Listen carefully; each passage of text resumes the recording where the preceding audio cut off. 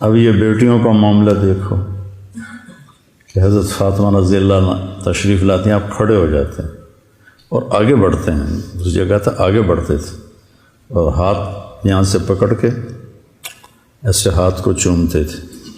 پھر پہلے بیٹی کو بٹھاتے تھے، پھر خود بیٹھتے تھے. کبھی دائیں طرف بٹھاتے تھے، کبھی بائیں طرف بٹھاتے تھے. آپ چارپائی پہ بیٹھے ہیں، آپ زمین پہ بیٹھے ہیں، آپ ایک چھوٹی سی کرسی بھی تھی آپ کے کمرے میں، آپ اس کرسی پر بیٹھے ہیں.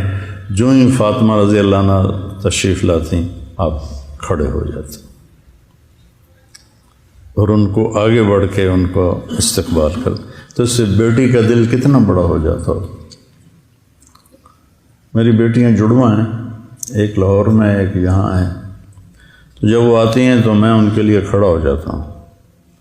میرے سر میں درد نہ ہو اور تکلیف نہ ہو، کھڑا ہو جاتا ہوں، ان کا ہاتھ پکڑتا ہوں، ان کو پیار کرتا ہوں، پھر ان کو بٹھاتا ہوں کہ اس سے میری بچیوں کا دل اتنا بڑا ہو جاتا. یہ وہ کام ہے جن کے کرنے سے آپ بڑے آدمی بنیں. جب اللہ تمہیں قبول کرے گا تمہیں بولنا بھی سکھا دے گا.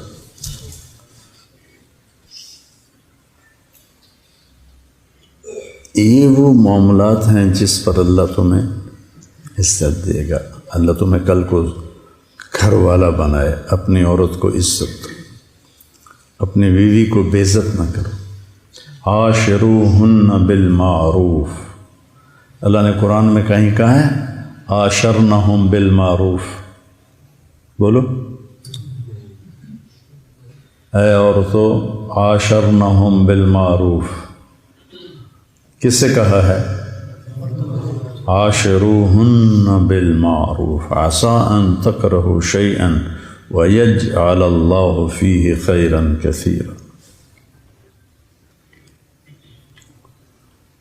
تو اللہ ہمیں کہہ رہا ہے دیکھو عورت کمزور ہے، اس کے اندر صبر بھی تھوڑا ہے، حوصلہ بھی تھوڑا ہے، طاقت بھی تھوڑی ہے. اب ہم نے کہا